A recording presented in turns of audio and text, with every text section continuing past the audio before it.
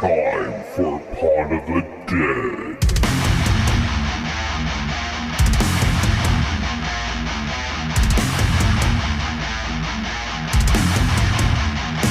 Join us!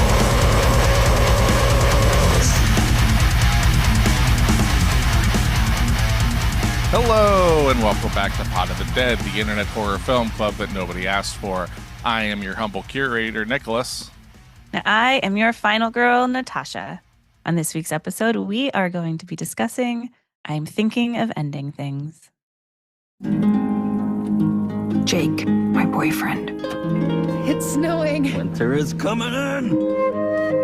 We have a real connection, a rare and intense attachment. I've never experienced anything like it. I'm thinking of ending things. Huh? What? Did you say something? I don't think so. Weird. I'm visiting Jake's parents for the first time. He hasn't been my boyfriend for very long. They really are looking forward to meeting you. I think of ending things. Hello? We're here. Oh, hi. Oh, it's all wet.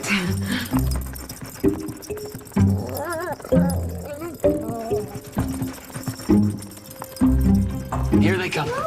Jake has told us so much about you. He's told me so much about both of you, too. And you came anyway? Jake tells me you're studying quantum psychics. Physics. Really? But there's just something profoundly wrong here. Are you okay? Yeah, I think of ending I things. am so glad Jake has found someone.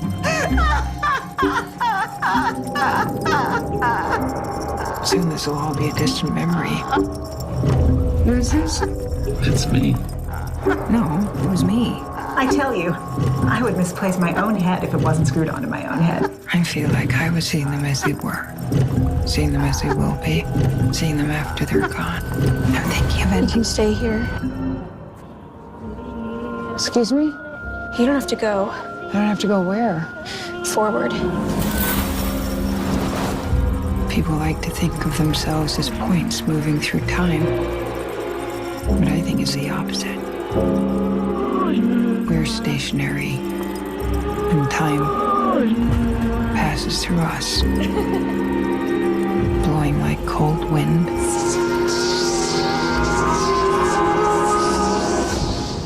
Maybe this is how it was always going to end.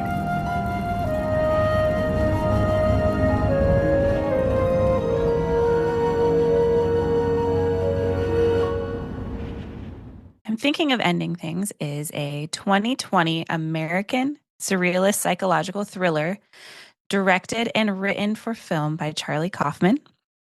It's an adaptation of the 2016 novel by the same name. It's an adaptation, so this is not a clear cut from the book. The plot follows a young woman, played by Jessie Buckley, who goes on a trip with her boyfriend, played by Jesse Plemons, to meet his parents. And throughout the film, the main narrative is intercut with footage of a school janitor living his life, going to work, but both stories do eventually converge. Yeah, so coming into this week's homework and everything, what was your history with this film? This is my second viewing. I've watched this movie twice in the past month and a half. Oh, okay. So Yeah. this is your second viewing, Mhm. but you've watched it twice in a month and a half? Yeah, so I told you about it, I think like the day after I watched it. Okay. I thought you told me about it a lot longer ago. No, maybe not. I don't know. I don't know. Anyway, Time's this a is my strange second thing. time watching it. This is my second time watching it in very recent history. There was a part of me that was like, I'm just going to skim through it for the second time. I feel like I remember the majority of this movie, and I got sucked in more so the second time than I did the first when I watched it. There's no skimming through homework. You can't skim through homework. I didn't. Have you Thought skimmed about through it. homework in the past? No. Okay, you better not. No, but like I said, this was the closest that I've seen a movie, I- from first viewing to second. Otherwise, no. I wish I could have skimmed through this homework, having it being my first time watching it. You cannot look away from this movie. I only kept looking at it because it was homework. because I had to. Yep, I did the work. So yeah, Charlie Kaufman is a highly lauded screenwriter, and he's directed some films in the past. I really tend to like his films. He's most notably the screenwriter for Being John Malkovich. He did Eternal Sunshine of the Spotless Mind. He wrote and directed the movie Synecdoche, New York, which all of those films made me somewhat hyped. It's been a while since I've seen a Charlie Kaufman film, but I remember liking all of those. So this was my first time viewing it, and I watched it, and now I'm here, and I'm going to refrain from dunking on this film until we get into spoiler territory, because I don't think that anything of interest can be talked about in this film without spoiling stuff. I agree. Because it is to talk about this film, you have to talk about the quote unquote twist that I don't think is a twist, but it's meant to be that. I don't necessarily see it as a twist. I think if you were to read the book, from what I've heard, there's a bigger twist in the book versus the movie. But the movie just kind of plays out and happens. I think I would ultimately rather read. This is such a weird thing, because I didn't know that this was based on a book watching it. And maybe halfway through it, I was like, this feels like a book. I would have far rather read the book. That's because there is so much dialogue that's internal, basically monologuing.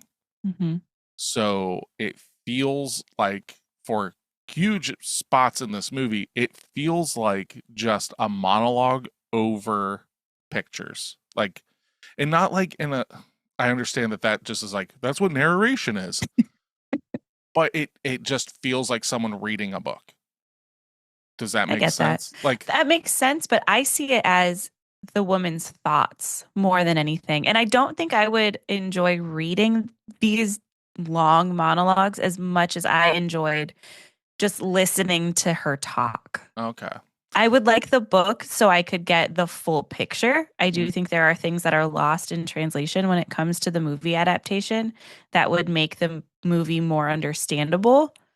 And usually I'm one that if I know it's a book first, I'll read the book before I ever watch the movie. And I was kind of in your boat where I didn't know it was a book until after the fact. Yeah. So I've kind of put off reading the book since I kind of know I need it to go be way out of my mind so I can put in the effort in reading. I can see this being one of those things that was probably hard to adapt to film because of its surreal nature.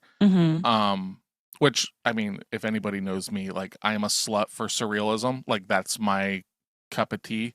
Yeah. So there are all these things that should make me like this movie. Right. And ultimately there's all of that.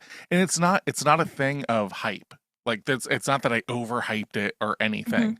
I expected it to come in at the worst it's going to be right here, a 5, right? Or whatever, middle, yeah. A medium, not mild, not hot and spicy, but at least maybe a medium. Yeah. But it just felt like I'd seen this before and stuff from him, and not, and I can't go really too much into it till we get in there, but we'll talk about some of this stuff. So this was picked up by Netflix to put out and everything. With that, we don't get to do our budget and box office. You're right. So this is why I don't really like doing streaming original films, because a lot of that stuff is just kind of held back. So you don't know how much went into this and all that. There's not a lot. There's not even anything for the budget? No.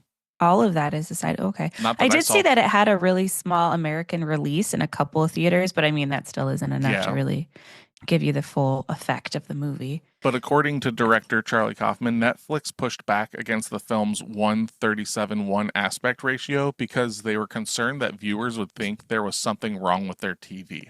Which I think is just a funny concern. That is such a corporate thing. Yeah. Because holy shit, you're talking about Like, I don't think people could, I don't think her viewer base could understand an artistic direction. That is so Right. rude. Mhm. But like, I was watching this and I was like, I just watched a movie that did this aspect ratio, and I couldn't remember what it was. And it's The Whale by Darren Aronofsky. Okay. But he did it for a reason that he wanted his framing to be taller. Mm. So by bringing it in, it just made everything feel taller. Okay. I don't understand, and maybe you saw something, or maybe there's something in the film, why he wanted to go 137.1. I did see it's to help with the claustrophobic aspect of Okay. like being in the car and being in the Okay. house. Oddly enough, there were times in this movie that I would forget. I don't know if I was just becoming habituated to the ratio that the movie would be happening and then it would almost click that there were bars on the side. Yeah. And then I would have to like remember, oh yeah, this is how it's been. Or I would question like, has it been like this the whole time? Because I've been so sucked in. I was waiting for it to expand like later in the film, because like Yeah. there are directors that do that. Mhm. Osgood Perkins did that in Long Legs and stuff, where like it starts off in this sort of aspect ratio and then it fills out and kind of gives you. And I was expecting him to play with that, but it just sat in it, and I was like, "There's a reason for this," but I didn't see anything. So, yeah, like I don't mind that kind of stuff when it's done on purpose and stuff. So it's nice to know that like he wanted to make it feel claustrophobic. Mhm. Now there are some things that I'm going to say in this front part that you're going to think that like, oh man, Nick loved this because it made him feel this way or whatever. But ultimately, Before we get to that, could we talk about the films of 2020 before we move on? oh yeah, but sure, okay. So I'm just no, going you're beat good. by You're beat. good. So no, you're good. You're the one that's keeping us in line. So horror for 2020, Yeah. which we'll get there. We are a horror podcast. This is coined as a horror film by Google. is. That's our rule. That's our rule. Yeah. It keeps both of us out of arguing whether something is or isn't horror. So we just say, does Google say it's a horror film? Yes. Okay, we can cover it. That's it. That's the Yeah. only prerequisite. Google is God. I just picked one. There it is. Yeah. So if you got a problem with why we won't cover a certain film or whatever, you take it up with Google. I'm sure that they give a shit about any of this. Right. But for horror in 2020, remember pandemic, right? Yeah. So The Empty Man, Freaky, Come Play, the Grudge remake that I don't realize that Doesn't happened. exist. Brahms the Boy 2, Gretel and Hansel, The Turning, The New Mutants, Fantasy Island, and The Invisible Man was the #1 film, which we have covered. Okay. So that was horror films for 2020. That's the only one that I've seen is The Invisible Man. on that Yeah, list. I'm familiar with a couple of them, but not enough to give a shit. Oh, Color Out of Space came out that year too, but that was like Oh, number boy. 14. We'll cover Yeah. that eventually. I love that movie. Great. It's Nicolas Cage, baby. I know it is. I've watched it with you. Oh, okay, cool.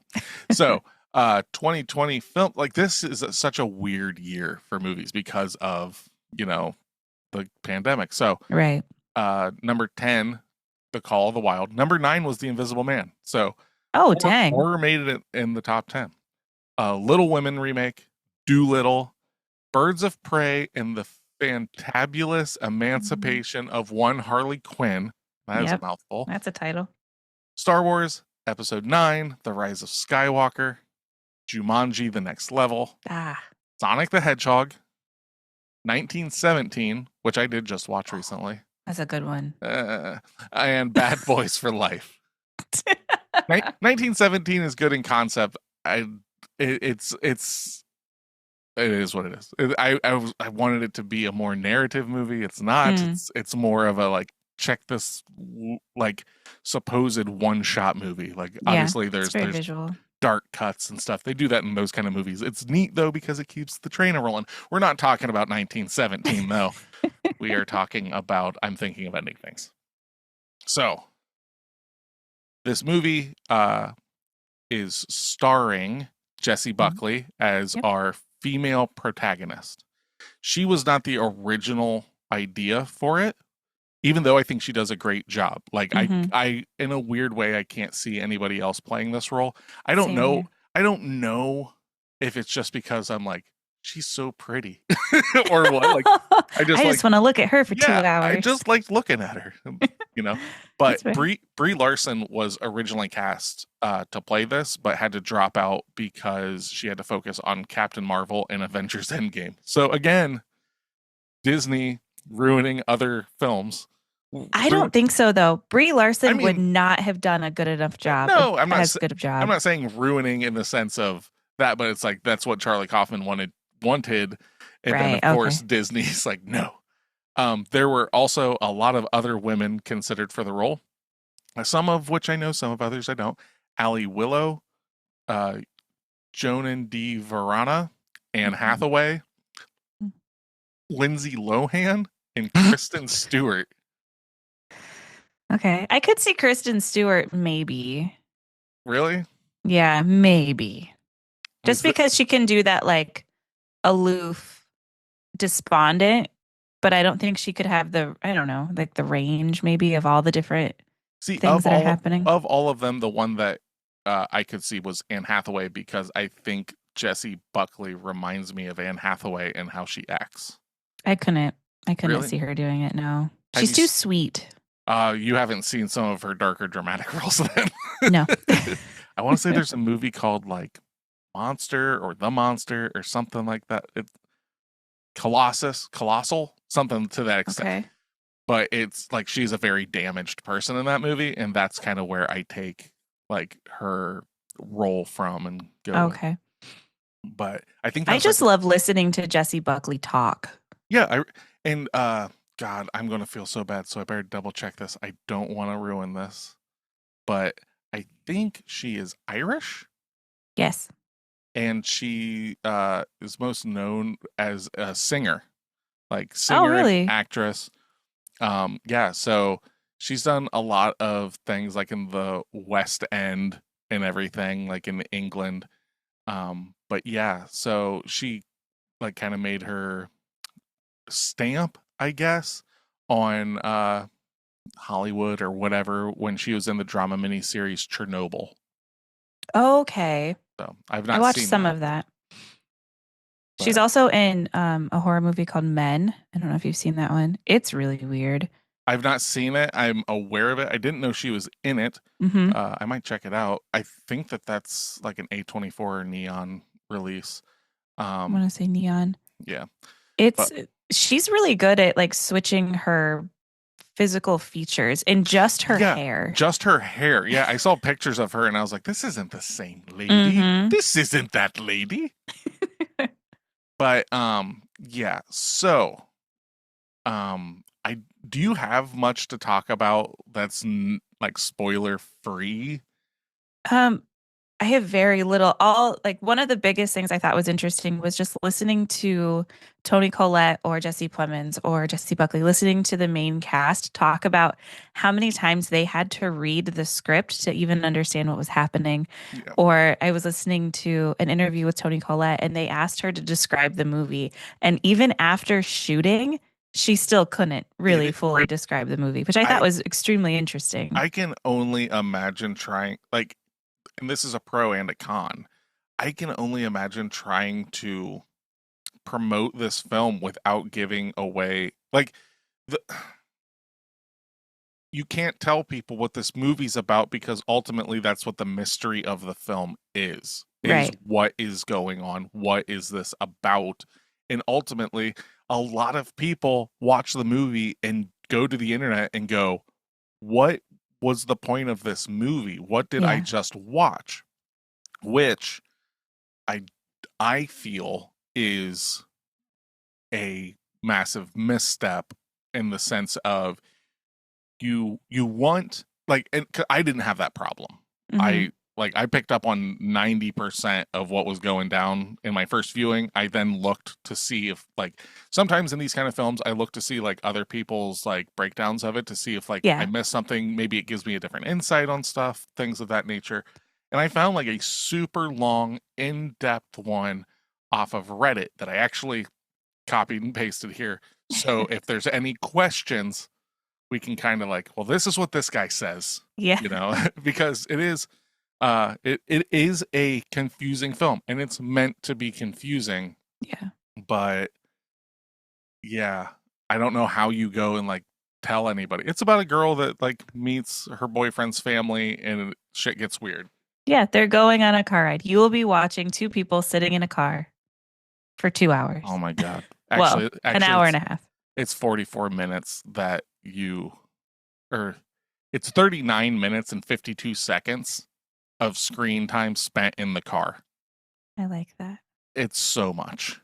It is. And when we're talking about monologuing and just dialogue dumping, that's where some of that is. Not some, Let's a get lot, into but Let's get into it. okay. Let's just talk. Yeah, okay. So we're going to throw out the spoiler warning from here on, okay? If this is your first time listening to Pod of the Dead, hello and welcome. You have picked a very interesting episode to come in at. If this is your first time listening, at the end of every episode, we give out homework for next week. From here on out, we are not being held accountable for ruining this film for you. So you can go watch it on Netflix because that's the only place you can get it because they own it. You don't care about spoilers. If you just want to hear about how right or how wrong we are, stick around. We're going to jump in the car. We're going to put on some chains on the wheels. We're going to adventure out into the snow, and we are going to start talking about I'm thinking of ending things. Oh, shit. We didn't give our scores. Oh, It's fine. So we'll give our scores. okay. I think Mhm. you are giving this movie like a 7. You are very close. I'm giving it a 6.5 Okay. because there are some things that, like, this definitely isn't a 10 movie. So Yeah. I think a solid 6.5. I think you are giving this movie a 3. Okay. So I told you offline or off air. Mhm. I've got 2 scores for this film. I Right. have a score for this film as a film, and I have a score for this film as a horror film. So we cover horror films, so that's the score that I have to use. Okay. As a film, you are correct. I give it a 3 because it does a lot of things that Charlie Kaufman has done before worse. It feels very much like he just it in a way. Okay, so like you have never seen any of his films before, so like I Right. knew that. I knew that when I knew that you liked this movie Okay. because I was like, she probably likes this because she's not seen his stuff before. So I don't care if it's unfair or anything, but it's like I know what he's capable of and stuff, but it just feels like he just rehashed his own homework. Like Gotcha. that kind of stuff. There's a lot of things that I was just like, feels like Schenectady, New York, but it doesn't work. This feels like Eternal Sunshine of the Spotless Mind, but doesn't work. Things like that. So as a movie, and I like Charlie Kaufman. Like Schenectady, New York is probably like an 8, maybe higher. Mhm. Eternal Sunshine, good lord, that might be a 9. Like the dude can write. Mhm. This one just fucking does not work for me. And then on top of that, I have tried to figure out why I don't think this movie is a horror film. I'm getting to my actual score. And here's the huge thing. Okay. This film is only a horror film if you've never thought about your own mortality. If you have never reflected on the fact that you will ultimately die and the regrets in your life, can this actually be a horror film? In my eyes. The problem with that is the film is so confusing and everything that the people that, and I might take a pop shot at somebody, I don't know, nor do I care. If you are so emotionally immature or dense that you have never thought about that kind of stuff, the movie's too confusing, I think, for you. So you wouldn't even get it anyway. That's my take on it. And that's why I'm giving this movie a 1 Holy cow. as a horror film. As a horror film, I think it bites off so much more than it can chew and trying to be a horror film that it is not a horror film. Does that make sense? Kind of. There is an underlying tone. If you take it on the face, I guess it's kind of a spoiler, so I'll save it. Well, we're But- in spoiler territory. I already threw Oh, out the that's right. spoiler. I Fuck didn't 'em. hear the music, so Oh, we don't do that Sure. anymore. Fuck that. Okay. My bad. So first off, that gives it a 37.5%. Yeah, So I think that's Womp a womp. fair. I think more people are not going to like this film than like it. that's fair. It's different. No, true. But not to cut you off. But But you if did. someone's like, I know. But if someone's asking for a horror film, does this even click in your head to like be one? No. But No. Google Unless says it I know is, that- so that's the only requirement. So like, Right. you're not wrong in bringing this to the table. I'm not mad at you for anything. I'm not none of that stuff. Like, there's none Yeah, of no, I that. know. Yeah. Mine is all just who sees this and thinks it's a horror film that hasn't come to the realization of this stuff before. And I'm looking at it. What is unsettling about this movie to me? I wouldn't say it's a thriller. I wouldn't like Drew and I really went back and forth on like what we would categorize this movie as. And it's not really suspenseful. It's not really a thriller by any stretch of the imagination, but there is a definite unsettled feeling throughout the whole movie for me. Yeah. Because with with Jessie Buckley's character, the lady, Yeah. she's constantly trying to get away. She's trying to take control of the situation. She's trying to be heard. She's telling Jesse Plemons' character over and over, I want to go home. I don't want to be here. She's not being heard. Yeah. So that kind of like floating through time and space Mhm. aspect of it is really unsettling to me. And also the way that the movie plays out, especially when they're at the house going through time and space, where she's unsure of what's happening. Mhm. The way that it's cut, I think, is really kind of, you can't really put your feet down. Like, you can't stop looking at what's happening because you don't know what is really happening and when that switch is going to happen. And So it has that feeling. Have you ever seen Interstellar I think so. I know with what Matthew movie you're talking. McConaughey? I think so, but When I it may have comes- been wasted. Which would make it even scarier.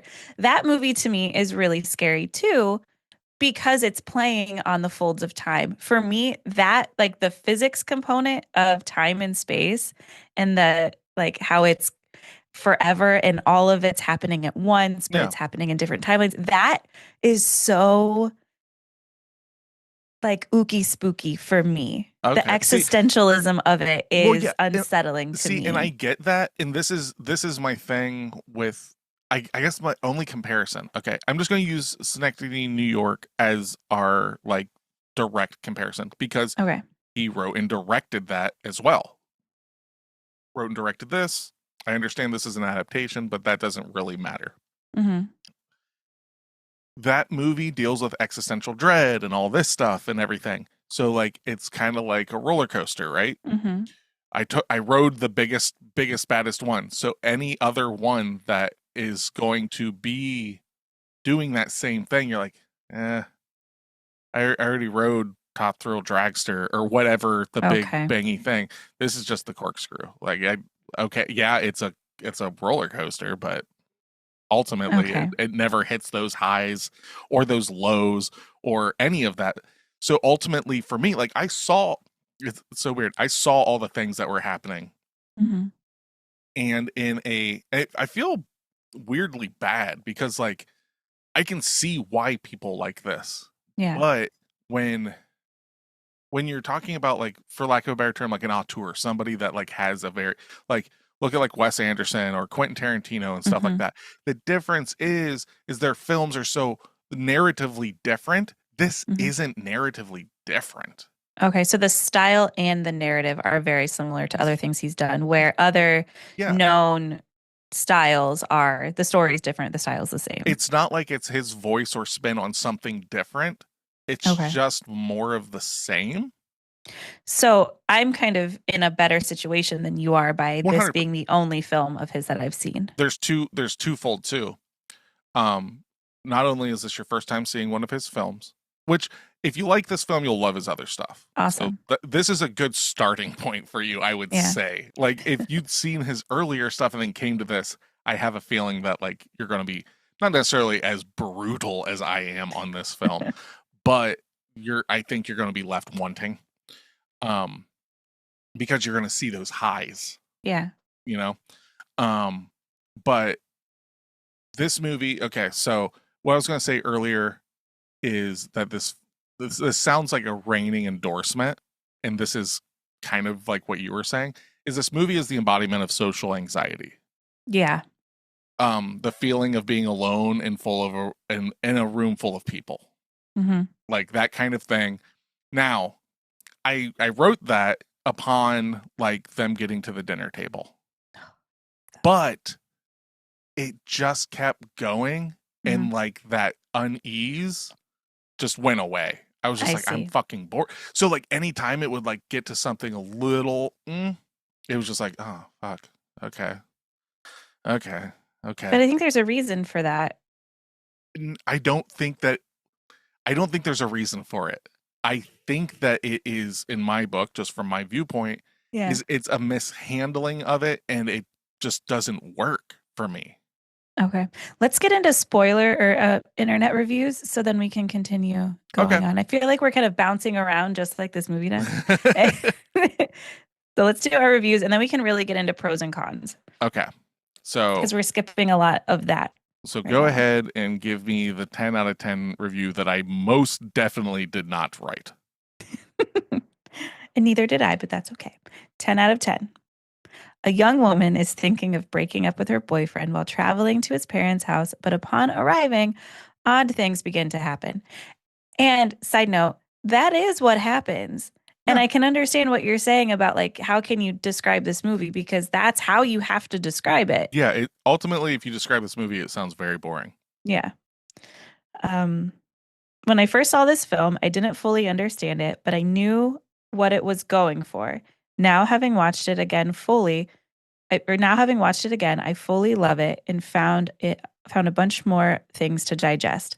First of all, the actors do a good to phenomenal job. I like that they have a rating scale, sliding scale, with their respective characters.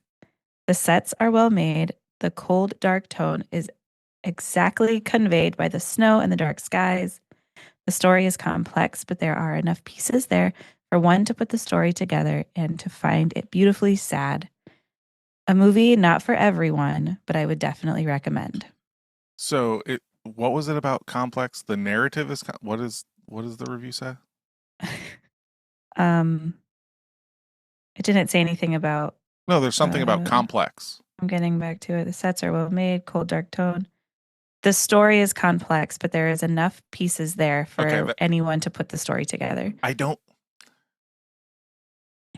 It's not your standard story, but I don't think it's complex.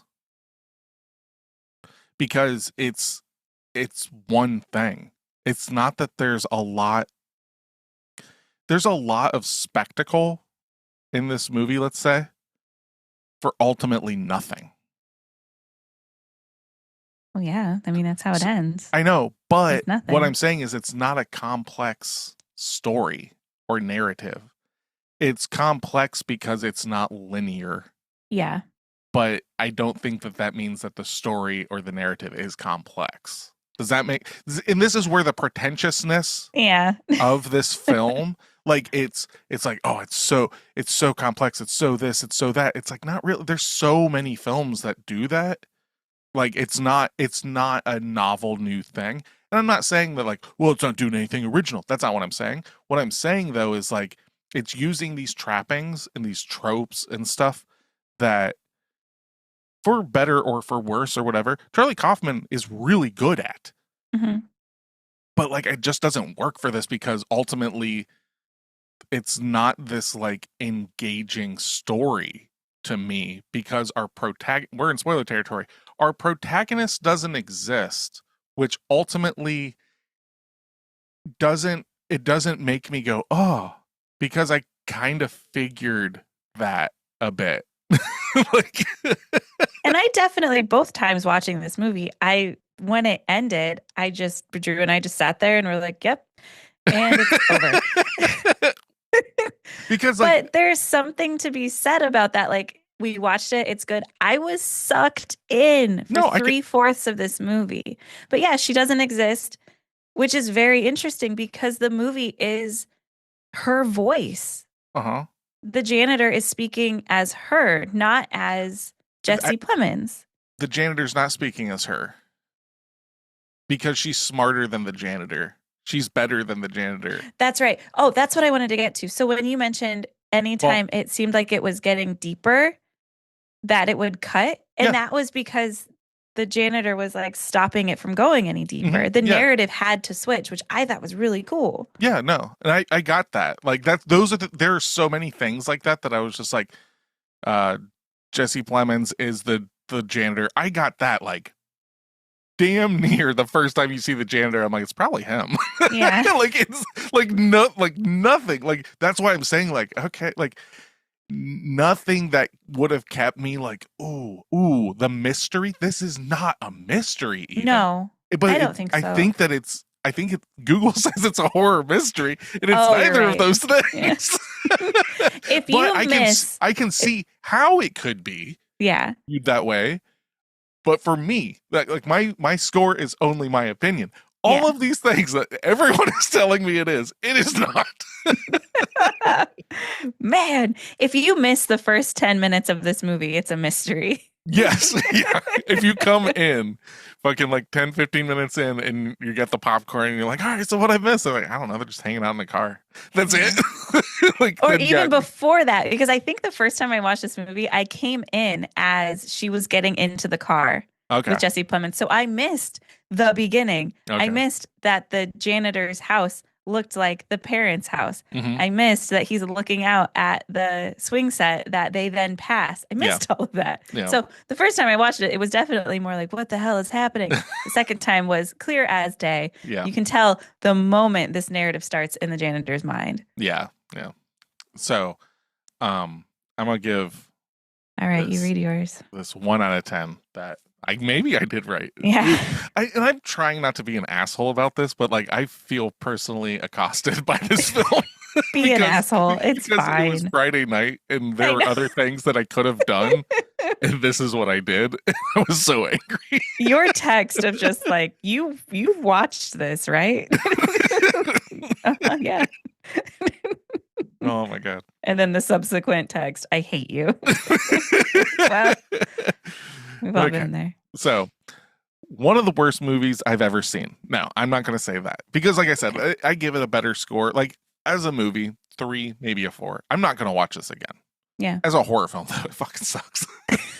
All right. One of the worst movies I've ever seen. If you're looking for a decent mystery thriller type movie, my advice is to keep looking and save yourself 2 hours and 15 minutes of your life. Preach on. Preach on. There's absolutely nothing interesting or exciting about this film.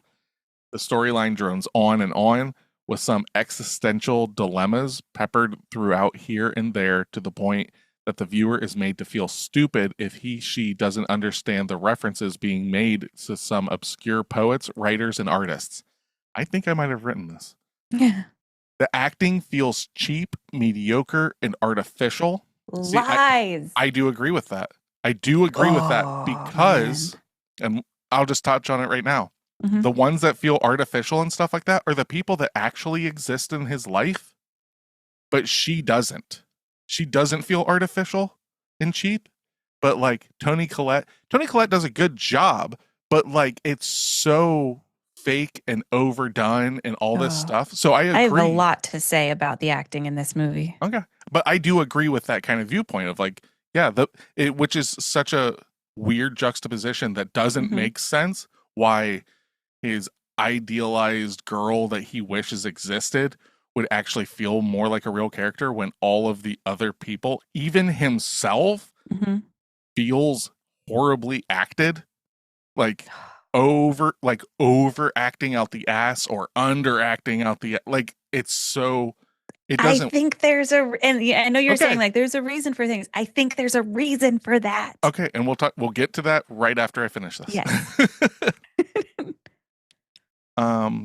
The acting feels cheap, mediocre, and artificial, and just when you think there's something building up in the storyline, it dissipates into more meaningless dialogue between two people who make such an awkward match as a couple that it makes the viewer wonder how they got past the first date, not to mention a visit to the boyfriend's parents. In other words, find something else to watch. So they also don't understand what this movie is, though. Yeah. Because at no point did they say, like, she's fucking fake.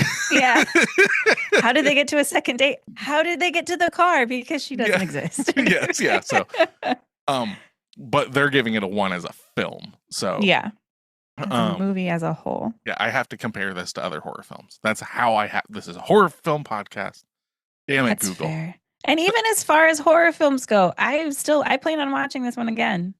I wouldn't recommend it as a horror film, though. See, that's what we So, do. for what it's worth, I would recommend it as a film I really like. There you go. That's fine. That will make you feel uncomfortable. Maybe.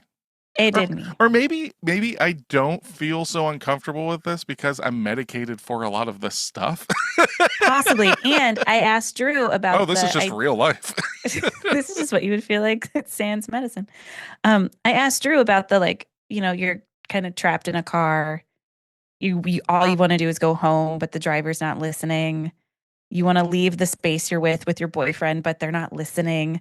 Like, that clicks on me to, like, a feminine stance of, if I'm going on a first date, my friends and you would know where I am. That was I drive to my date. I don't get in a car and go to a second location. When I said there were 2 things about this movie that clicked with you, this being your first Charlie Kaufman film, and I didn't say the other one. The other one is that you're a woman, and I imagine a woman's viewpoint in this situation is more captivating because you can relate, where the only people that I'm left to relate to are basically the dad from Coraline and a potato. Oh man. The dad also played Lupin in the Harry Potter movies. Yes, yeah. I knew him from somewhere, and Steph was in and out of the room, and I was like, I've seen that guy before. She's like, oh, he's in Harry Potter. I was like, there it is. Okay. So he was my favorite professor in Harry Potter and the weirdest character in this movie. Yeah, like there were things in this film, like, as a film, I'm gonna have to keep doing that because, like, every time I give, like, positives to it, it's not because of it being good as a horror film. It's just, like, as a film, it was neat, like the time traveling stuff of, like, them getting older, them getting younger, them, like, that stuff. Again, though, I've seen him do this before, so it's not captivating or like, oh, that's fucking, ooh, that's creepy, because I didn't, like I said, the idea of somebody not having, like, lifelong regrets or looking at their own life and mortality and stuff like that, and then coming and seeing this film, I guarantee you that it's fucking horrifying. Yeah. But who the fuck hasn't done that? Yeah, to me, that narrative played second fiddle to the strangeness of everything. Watching it through Lucy, Lucia, Lucinda, looking through it through her eyes. Yeah. So I want to get to pros because the casting and the acting of this movie is one of my favorite things in this movie. All right. So read my pro real quick. Okay. My your pro. Single pro. I have to find yours. Jessie Buckley and Toni Collette do a good job. Yep, that's it. They did their job, and they did it well. There you go. That's that. All right. Oh, so on to your pros. Set design. Love it. It's beautiful to watch. I love the house. I love the car. I love the windshield wipers of the car fucking scenes. Nuts. I needed it. It was working as a metronome to keep. I think it had something to do with keeping you in the scene. I think it's about, like, realistically, I think that kind of stuff was there to be an underlying sound to cause anxiety. There's also that. Drew mentioned it felt like a heartbeat. Okay. So yeah, all of those things. I hate being that person. Like there's a point to everything. No, in there. I'm usually But- that person. Yeah. But it became Go back and listen to our Martyrs episode where Oh my I give that movie so many more like, well, no, but like, he's doing this to the audience, and it's like the same thing could be used for this. Yeah. I'm not giving this movie that. Fuck this movie. I'm not even gonna think that hard about it. No, fuck. Charlie Kaufman, you broke my heart. Oh, you really did.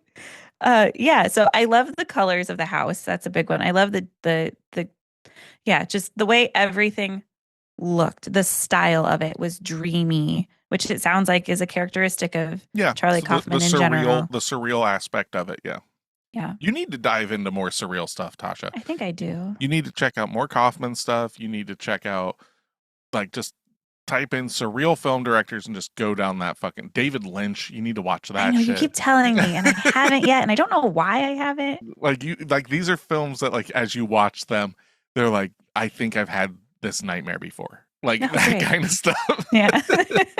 Because this film does have those qualities and Yeah. stuff Oh, where yeah. like things just keep happening, but it doesn't make sense. Like every single time she has a different name or is called by a different name, her outfit changes Yes. and stuff like that. Like that you don't pick up on because it's done subtly and things like so. Like there's a lot of that stuff that I do like I love that. as a movie. But ultimately the narrative doesn't work and it's also not a horror film. Okay. You said cinematography, dialogue, and pacing. Yeah, so I guess we could lump all those together. The cinematography with how some of the shots are done, where it's done without you. That's why I said, like, you can't take your eyes off of this movie because stuff goes and comes at the blink of an eye. And I loved that. How some things are cut a certain way, cut drastically, but then sometimes it's the camera panning. I'm thinking of like the dinner scene where everyone's there. That's the only shot that I did like, where it's like we're at one half of the table and then it's just on a dolly and slides down to the other side of the table. It does make you feel it uses its like the claustrophobia of its format well in that scene. Yeah. And then the same thing is when it's just her sitting in the middle of the table and everyone else kind of disappears. I just really enjoy how the family just comes and goes. Yeah, that's cool. really, that's like a dream. That's where you're talking about, like, it feels like a nightmare I've had before.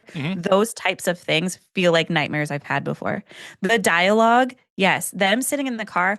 Okay, so I didn't understand everything that they were talking about or the poets references, stuff like that. But listening to the pacing of her talking, I loved.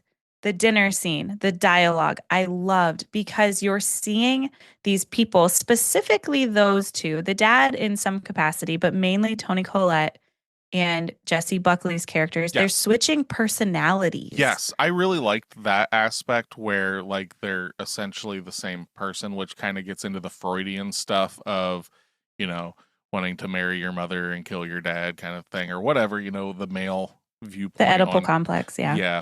So I get that. But when you're talking about like and I'm not trying to poo-poo your opinion. Yeah. But like what you were talking about is like, yeah, this is what I'm talking about. Toni Collette, Jessie Buckley, their stuff, great. But anytime it was just like Jessie Buckley with Jesse Plemons, I was so fucking bored because it was a one-sided conversation. And I understand that that's the point, is because this guy is a potato. And like, but that ultimately does not make for an enjoyable or interesting scene or movie for me. I think it is because he's still switching personalities to some extent. This movie is all of like he's curating these people. See, I don't think so you think that he himself is switching personalities, like of his own personality? Yes. I don't think it's that. I think that he's a child, like he's a man child, because he just like holds back and then he just erupts in like anger like a fucking child would. In some cases, yeah, that does happen. But there are also times when he is starting to kind of delve into poetry or delve into physics or whatever it is, where he has a longer monologue that and then you're watching her kind of affect change of being interested and excitable to just being downright annoyed. Yeah. Well, So I because think there's some to it where Jesse Plemons' character is wavering in what the janitor wanted to be. He wanted to be smart. He wanted to be yeah, no, I get that. praised, all of that. So there are times in the car and even at the dinner table where he is that vibrant character. It happens very fleetingly, but there are times where he is more kind of like sure of himself. Yeah, but like ultimately he's, for lack of a better term, he's like a poser and stuff, Yeah. and like that facade is easily destroyed and stuff. Mhm. But like it's not, to me, like that's not done like, oh, did you notice that? Because he straight up says it, like when they're in the car early on. It's like, see, I'm making an effort. I'm a good boyfriend. Right. Points for Jake. I know what my girlfriend does. Yeah, and like it is like that is a thing that some guys think and all this kind of stuff. Like we could go down an entire rabbit hole of like the quote unquote, and this isn't a thing, the male epidemic of male loneliness. And what that is that you are not an interesting or a charismatic person. You're not working on yourself to make people come to you. Like Right. the people that use that term. I'm not saying that you're not like being lonely is your fault. That's not what I'm saying. But the people that want to pin it and say it's like it's an epidemic because women don't want to fuck us. It's 9 times out of 10 you're probably a conservative man that wants to control something. Like it's literally this guy. Literally wants to control the thing and all this stuff and blah blah blah, and the reason you're alone is because you've made these decisions to be this way and not better yourself and everything. Get off my soapbox. But no, like that's kind of what it draws on. Like it deals with this like lonely old regretting man, you know, and he just wants what he cannot have, like a fucking child. He is a man child. Yeah. So let's see here. What else you got here? And that was really it. Jesse Buckley and Toni Collette's acting. The dinner scene, I just want to go back to that one more time. Yeah. We're That's gonna, like I said, I've got a breakdown here. So we can really get into stuff. But let's get through these pros and cons real quick. Okay. And Just so then we specifically can Toni Collette at the dinner table. That's award winning in my eyes. Did you notice that her haircuts change throughout the film too? Like she has bangs, she doesn't have bangs, it's pulled back in pins. It's because it's that whole idea of like throughout timelines and whatnot, and his memories of this, that, and the other. Nothing is staying the same because it's just a fleeting memory that he's trying to like put back together. Yeah. So your cons list it's kind of just one. Yeah. The last quarter of the movie, rather long. Yeah. The movie as a whole is rather long. And I did not I was waiting for it to be over by the time that we're back at the school. So, okay. If I liked the ballet scene. If I liked this movie, I'd be like, well, isn't that kind of the point? Just wanting it to be over, you know, life. You're tired of living through You're just mustering through I don't want to watch that. Artistically, I get it. But this is the fucking thing that I told Steph this morning when I was venting. Just because you do something doesn't mean that it's like, oh, good job. Because just because you wanted this movie to be like abusive to the viewer about that kind of stuff, right? Like, we want you to suffer as the others suffer, you know. Martyrs, this, whatever.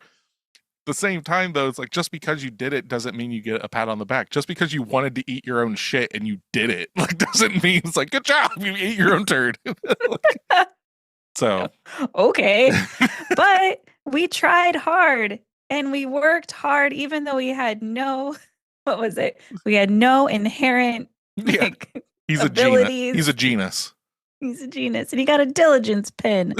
We deserve a pin. It's more impressive that he's an idiot and did what he did than he actually has given like fucking abilities.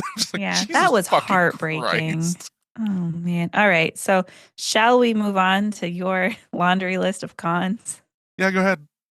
I'll try and make them short because I think I just kind of rambled and was angry when I was typing my I can cons. tell you were angry because these are long bullet points. Charlie Kaufman has made this movie before to way better results. Yes. Schenectady, New York, being the number one. This isn't a horror film. Nope, not even close. Not even a mystery film. Dare I say it's even a film because it feels more like just a play. What's the difference between a play and a film other than it's on film? The way it's like presented. It just feels, like I said, I didn't say it is a play. It feels more like a play. It feels more, like I said earlier, with like, it feels like someone's just reading a book at me a lot of the time. Yeah, it feels like a book because it's based off of a book. That's not true though. I've seen. Have you ever had that before where you are watching a movie and it has like character development that seems like a book? That's a bad adaptation because what's the point of adapting this to make a film if you're going to make it just feel like a book? Let's just take, I don't know, Lord of the Rings doesn't feel like a book when you're watching the movie. Fight Club does not feel like a book when you're watching the movie. All these things. This just feels like a book. All right. That's not a negative for me. I know. These are my opinions, goddammit. I know. I'm still reading. There's another one. There's a lot of them. I do appreciate how you wrote this one. The novelty of its trappings wear off rather quickly because of how overly verbose and ultimately boring the film is. Yes. Yeah. The novelty of it is like, oh, it's like this whole like, you know, like, oh, what's going on? Blah, blah, blah. But like, it's so up its own ass that I'm just so checked out. Like, I'm just like, okay, yeah, okay. Okay, we're at the ice cream shop now. Okay, yeah, I get it. Yeah, okay. Like that, that's how it just beat me down. Oh, man.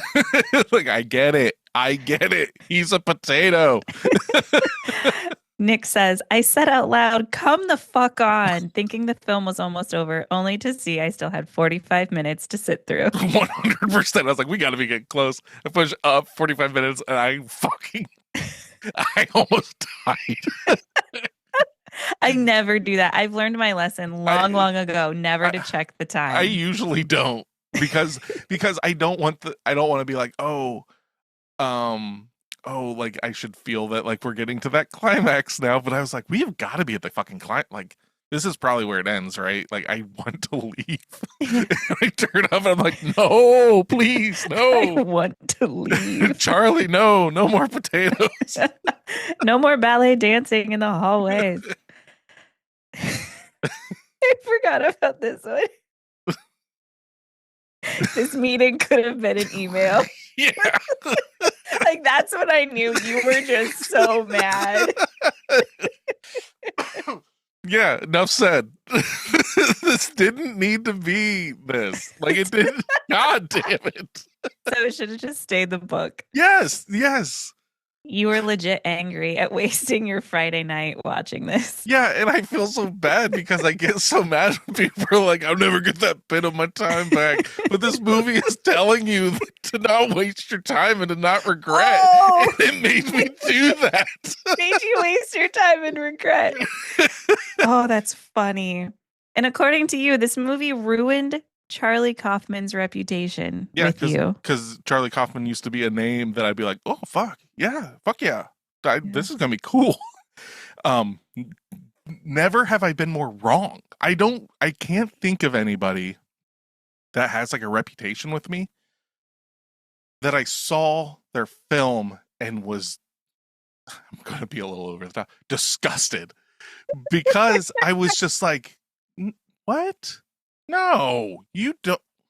This feels sophomoric or whatever, you know, like it feels like somebody trying to, there you go. It feels like somebody trying to make a Charlie Kaufman film. I see. What's the word I'm looking for? Derivative. It feels derivative of his own work. Wow. Okay. God, I found that word and I got it off my chest. I feel so much better now. Feel better? I can go die in the snow with a dead pig. A dead CGI pig. Well, they wanted to have a real life pig, but they can't walk on wet floors and their heads can't turn. They can't turn their heads. I love that. That was the reason. That reminds me of Shaun of the Dead, where it's like dogs can't look up. It's like, what? Dogs surely can. No, they can't look up. What? That's what they say. They can't look up. I don't like their agree with eyes that. can't go up. They'll turn their head. Their Oh, eyes. well, that still counts. They're still looking up, They're turning their head up to look up. but they're looking up. Fuck off. So, do I have any more cons? No, that was your last one. Okay. All right. The floor is yours, Natasha. You were Because if I'm ranting. going to talk, it's not going to be nice. Oh man. I'll talk though, but let's hear what about this. So like the Reddit post that I saw. Mhm. Here's the first like paragraph from it, and we'll start from here. It's like a self-inserted book where he highlights the good parts and paints over the bad parts. He writes Jake to be well-read, sensitive, caring, but also insecure and vulnerable in a humanizing way. His girlfriend is intelligent, successful, a Physicist, painter, poet, doctor. Her name changes because it's either unimportant or because his memory is failing with his health. Yeah. I love the dynamic of this whole movie. And like I said, how they're making Jake be all of these other things. And whenever anything gets deep or he might start to toe into vulnerability, that's when he cuts it off. Yeah. Because he's starting to talk about his childhood in the car on their way to Tulsi town. And I thought that was really interesting because she starts asking questions to get a little deeper into this dark, sad story that he's telling about people making fun of him. And then he's just like, oh, look at that, we're here. Yeah. So he's able to like shift his internal story to just like close that door. And Yep. now we're over here to this happier memory, which is how so many people live. And it's just so sad. So also, I'm just going to kind of read through and then like hopefully this triggers some stuff for you. Because, yeah, I still wanted to talk about the name. I think it's a matter of not necessarily that it's unimportant, but he hasn't landed on a name okay. because he's seen this woman hail a cab at the very beginning. So he has this picture of this person in his mind and knows nothing about her. So it's similar to like people watching and seeing people out like at the park, and then you're creating this entire life with them. The difference is he's creating this entire life with this person. Yeah. So she is so many things because he's interested and wants so many things, He's but hasn't projecting landed what he wants in his ideal woman. Right. And I loved that fluidity of how it would just come up of like, oh, I have to get back to write my paper. And they're talking about like, it sounded like biology. And then 10 minutes later in the car, she's reciting this beautifully sad poem that she had apparently written. I So feel you like don't- it's about me. I feel like it's about me. Yeah. I didn't care for his response to that, but also I don't think we're supposed to really like Jake. No, you're not supposed to like Jake, but that's the thing. Like, there's things about this that like it doesn't make sense. Like the trapping is that he's created this woman in his mind. This is all in his mind, right? Mm-hmm. How would she know this? Like, how would she get to the like reading this deep, dark poetry if he didn't want her to?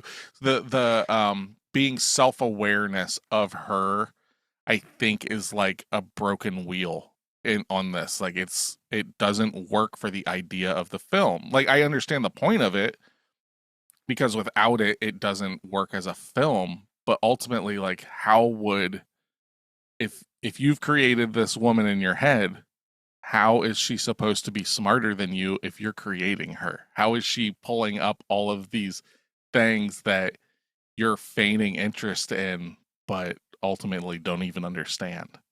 And I think he does understand. I have a feeling that the janitor as a person has some of these interests. Okay. In painting and poetry. We don't know. Yeah, we do like, see that like with like the basement, there's like the paintings and stuff like that, and the books that are in his bedroom and everything. Those are like his two like parts of his brain, essentially. Yeah. So I see what her, and that's where I was saying, like, it seems like the janitor is speaking as the woman, because for starters, that I'm thinking of ending thing is a clear double entendre throughout the whole movie. When you Google this movie, the first thing that pops up is the suicide crisis hotline. Yes. Like I'm thinking of ending this relationship, but also it's him contemplating killing himself, Mm-hmm. which is why I found it interesting throughout the whole movie that Jake is the janitor, yet we're listening to the woman's perspective Okay. through the whole thing.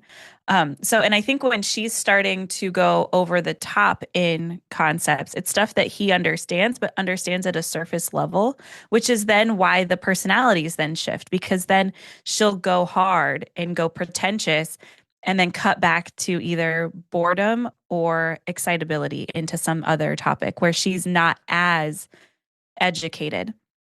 And Well, then he is in that realm of then he will get verbose or he will get overeducated on something. And then okay. that's when she starts to wane off and start to once again get excited and then Well, bored. yeah, because it's one person navigating a two-part conversation. Yeah. So it seems like through all of this, he's just like kind of turning the dials and correcting to a point, but then it goes too far. So then he has to go back and kind of balance it out on the other end. Mhm. The whole movie with everybody, including himself. No, I get that. Like, what's all of these things?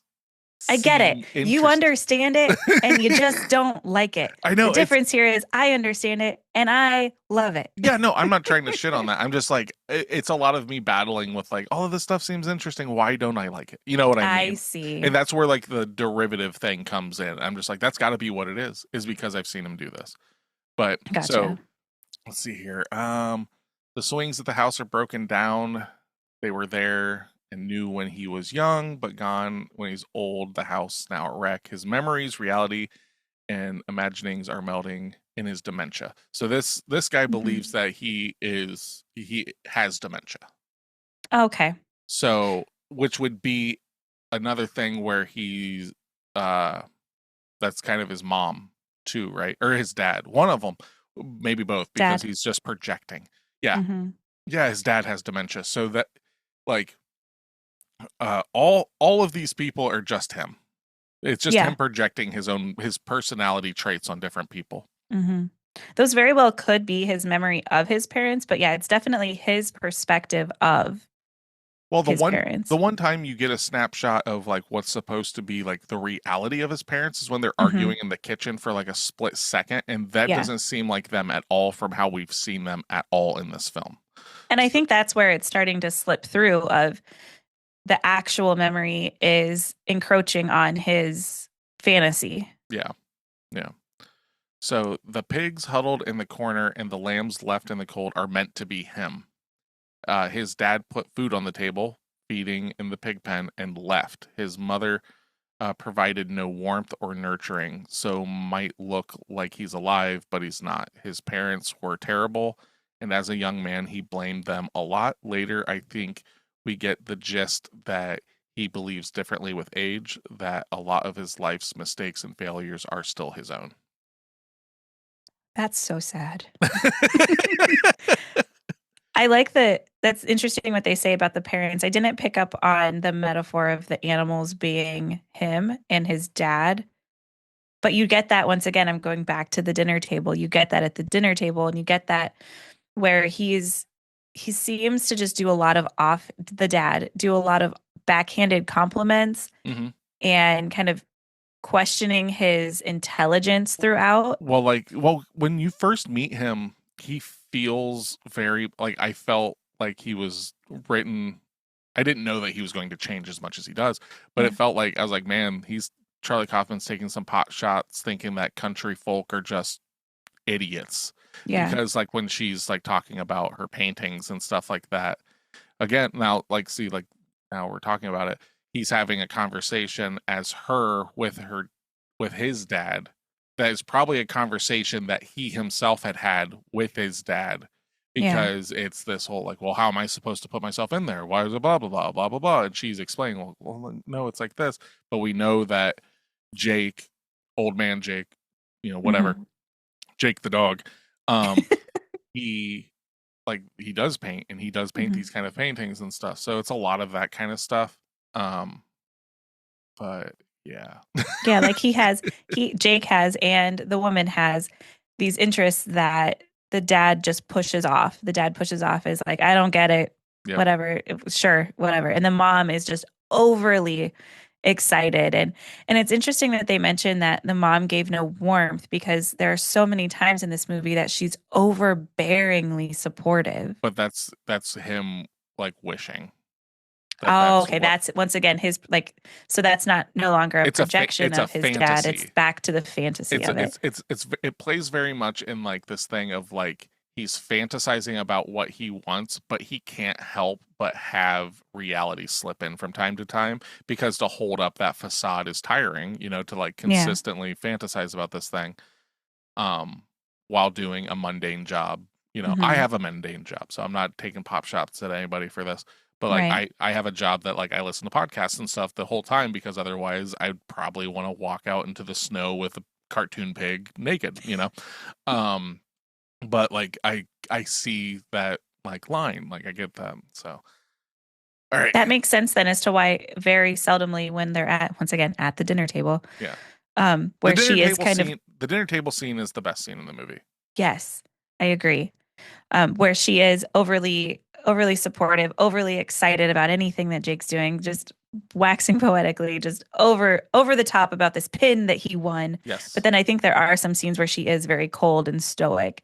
So the cold stoicism is more mom is the way she usually is, and then, but this is how I wanted my mom to be. Yeah, and idealized. I wish that dad was like this. I wish mom was like this. Every kid has that. Like, yeah, of course. I think if you really like break this movie down and stuff, it is actually a lot more relatable than what you think and stuff. But whether that's a good thing or not, like it just is. It's like, oh yeah, all kids feel like this, you know, to whatever extent and all this. You always want to be the puppet master of your own life, but you can't do that. Yep. And just her ability, Toni Collette's ability to shift personalities from one breath to another is just chef's kiss. Like I will watch this movie solely for that scene multiple times. So here's something that like being like, this is a horror film made me think we're going one way, and it just was not a thing. Okay. Was it the basement door? Well, that was one, but this was the one that I thought was like going to be Insidious and stuff. Okay. Not the movie Insidious, but that's what I was thinking. The girls, plural, at the ice cream shop. The first two are imagined. They are beautiful, even sexual as they stare at him. He turned away from them. He said he often feels invisible, but they are clearly staring at him. So I'll read some more about that later. But I thought, and this is not me going like, be a pedophile movie. But you see, like, he's like watching the girls like do the stage plays and stuff, and they're like, ugh. And he's just like, oh, okay, whatever. And then like he talks about like that he doesn't like musicals, but he sees musicals all the time. I thought it was going to be playing into that thing of him being like this pedophile, like a horror film. Like yeah, that's what I thought we were getting.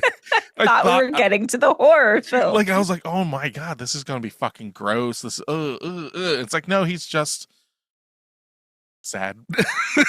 Like, which is horrifying. I guess. He just wanted to watch them dance and sing, and he just gets ridiculed by mean high schoolers.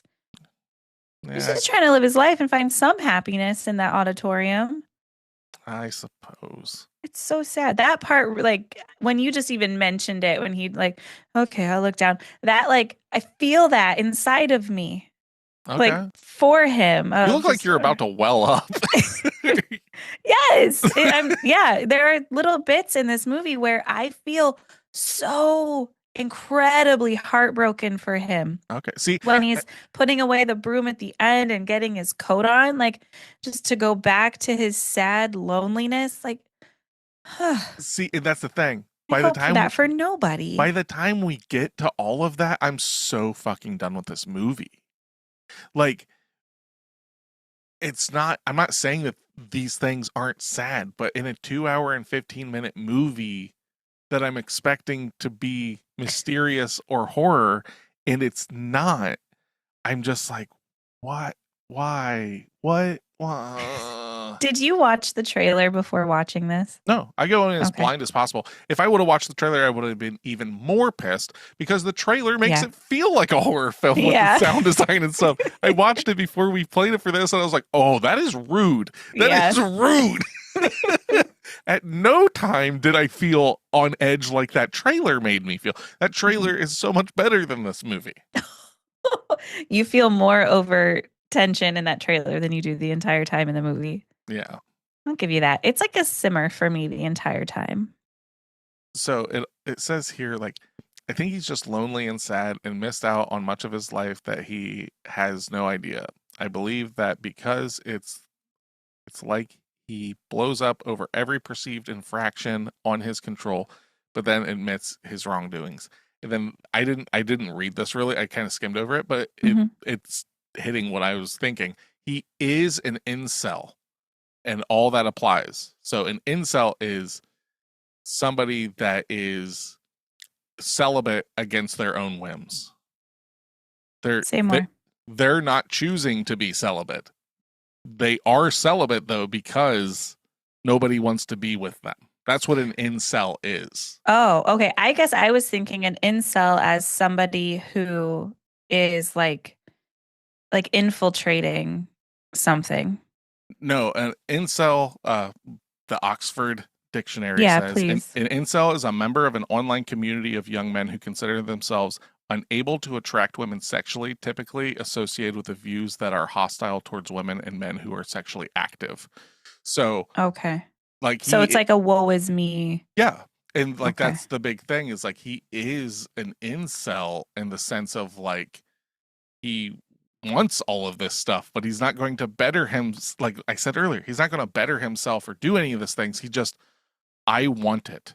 Gotcha. Like, I want Okay. that. I want that woman. I want these things. But I'm not going to put in any of the effort to do these things. And life has wronged me. Gotcha. That kind of thing. It's everyone else's fault for Yes. why I'm so sad and lonely. Why are people making me sad and lonely? See, and I ultimately, like, I don't think that he comes to that realization where it's like, it's his fault. I don't think that. I think that, like, at the end of the day, he just is sad about his life that hmm he thinks that other people, it's all their faults. Like, I don't feel that he ever has, like, a resolution of, like, that he fucked up or that he wasted his time. Like, because we all have those times in our Mhm. life where it's like, I'm wasting my time. Most notably for me, Friday night, for about 2 hours and 15 minutes. Oh, man. So here's some, I want to see what they say about this. So the third girl at the ice cream shop, he says, I had to look that up. It's apparently more sensible in the book where there's an indication that he's varnishing floors in the school without PPE and it's affecting his already deteriorating mental state. So that's the smell that they're saying they smell in the back. It's kind of creeping and why she's got the through. rashes. Okay, Mhm. that makes some complete. They didn't have to bring that character in then. Right. I wish they would have kept that part out since it's not fully divulged where it is in the book. That's something that should have been saved for the book or more detail. You do see when she hands him when he hands her the money, he also has the sores on his hands. Yes. But other than that, that's the only connection. Yep. But you never see the sores on the janitor. Yeah. And he's just mopping the floors the whole time. It never shows him varnishing anything. So, And also the other two girls, I don't think they're imagined. Those two girls are from the Oklahoma musical at the beginning. He Correct. sees them. Yes, Okay. but I'm saying they're imagined like they're not real there. Because everything in this entire movie, outside of when the janitor is looking at stuff, for the most part, because other times it's still fantasy, is all in his head. So wow. I didn't even think the Tulsi Town thing ever happened. It's in his head. Oh, that's true. I guess this whole movie's in his head. Never mind. Well, not all of it. There are times that it's not, and those are very few and fleeting. So that's what I'm confused by because all three of the girls are technically imagined. Two are just from his previous memory. The girl with the black hair that's talking and like starting to poke through with those dark thoughts. Yeah. She's also imagined. Yeah, no, I know. So I just don't understand I why don't they're know. differentiating those two. We're focusing on the wrong things. Yeah, we're focusing on a very minute part of that. It could just be a phone call, like the same idea as the phone calls. Yeah. You don't have to go forward. That Yeah. idea of like, maybe I don't need to commit suicide. Oh, see, I didn't pick up on that. Like that See, thought. well, You don't have that to do makes- it. well, You don't no, have to go. And that's what she's telling her, but our female protagonist is actually Jake. So it is just his consciousness poking through, telling him not to kill himself. Right. See, and that's something I missed a bit, I guess, but I'm okay with it, I guess. Because that's what those phone calls were too. Yeah. Was like his conflicted mental state of kind of like it's like another deeper level of this other dialogue that's happening of what's the question that needs to be answered, which in the movie we never get to hear what that question is. Yeah. The dance scene is dance scene. It's said to be a big deal. It's a perfect romance, idealized love between girl and boy. Then the janitor comes in, crushing reality. Reality kills the daydream, self-idolization, and leaves. In 2 parts. This is the janitor trying to do away with daydream. He's destroying the imagined man that he thought a woman would love and accepting himself. It's still a daydream, but it's a more mature one. Like he's coming to terms with this will never happen. I kind of feel like the first part of the dance where the janitor kills Jesse Plemons' character is like a wrap up of the whole movie. Yes. It's like a synopsis of what we've seen in a way. That's kind of weirdly enough, that is the climax. Mm-hmm. Right.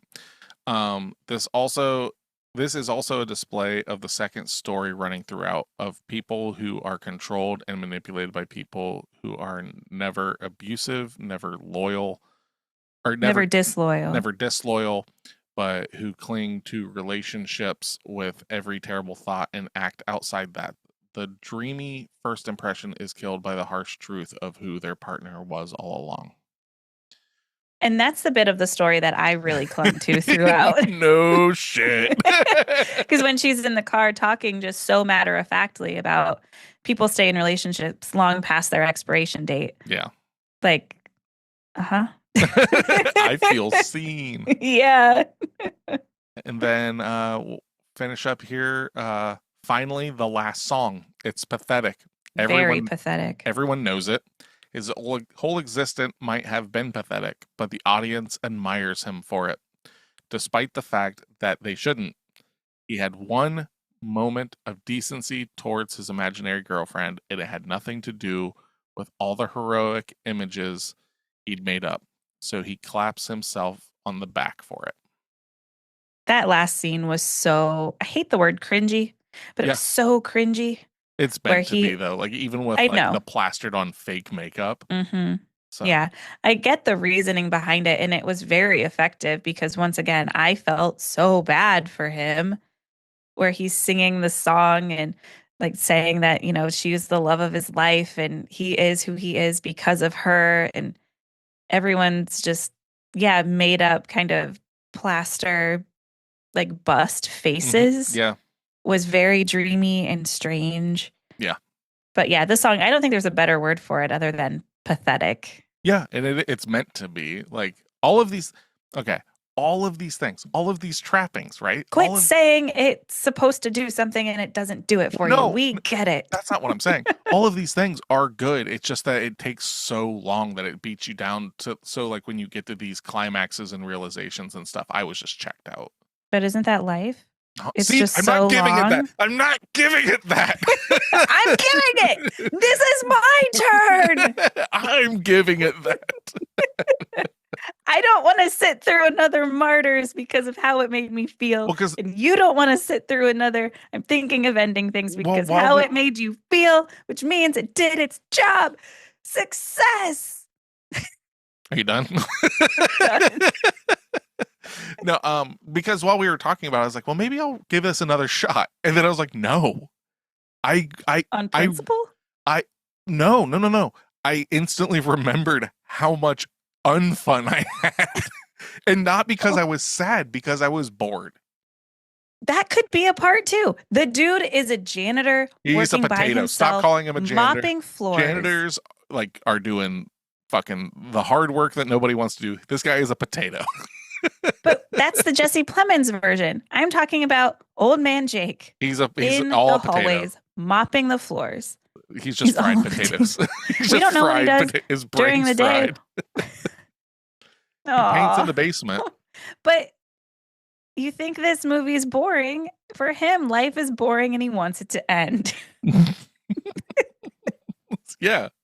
I don't want to fucking kill myself after No. watching a movie. But you want the movie. You think the movie's boring and you want it to end. So for that 2 hours and 15 minutes, it started out great, started out dreamy and cool. And there was a cute girl. And then it just kept going, which for an unmedicated brain,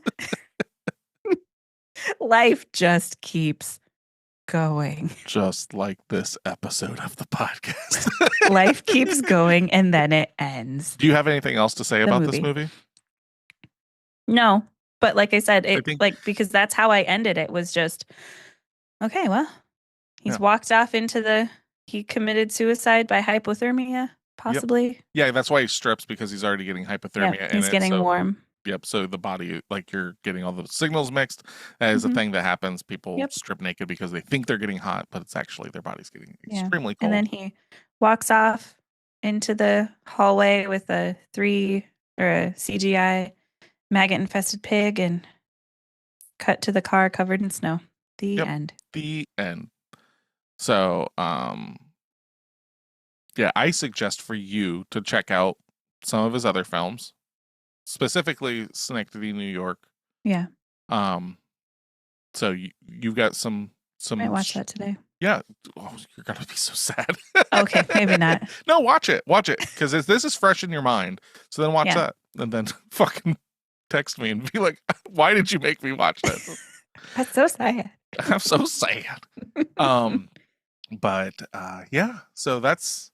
I'm thinking of ending things, and we did it. We did it. People said we couldn't do it, and we did it. Come out the other side. Fucking changed. bored. Better, Not worse. better. I can at least check it off my list. There you go. Oh, I did that. See, this is my creep show. I didn't choose creep show. That was a listener voted on episode. Sorry. No, Thanks, it's fine. listeners. I drug this up. But yeah, so it's all good. It's all good. I'm going to see movies that I don't like. That's part of the job. I don't get I'm really paid. curious to see like what our listeners thought. I want I would- feedback, man. I would on this one. definitely be interested in that.